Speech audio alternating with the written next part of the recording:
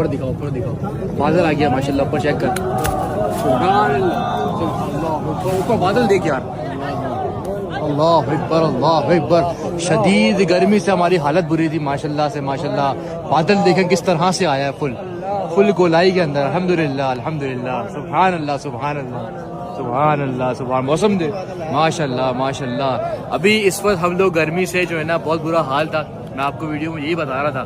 ماشاءاللہ سے بادل ابھی آسمان بھی آیا ہے, ایک چھوٹا سا ٹکڑا ہے, لیکن الحمدللہ جتنے بھی حرم شریف کے حدود ہے وہ ایک سائے کے اندر آ گئی ہے, جو میں آپ کو دکھاتا چلوں. آپ دیکھیں غور سے, ماشاءاللہ دیکھیں, یہ ہے اللہ کی قدرت. سبحان اللہ. گول سا ایک دائرہ بنا ہوا ہے, اگر میں آپ کو غور سے دکھاؤں, بالکل ایک راؤنڈ شیپ بنا ہوا ہے کہ جتنا بھی یہ ایریا ہے صرف اور صرف یہ ابھی سائے کے اندر الحمدللہ موجود ہے.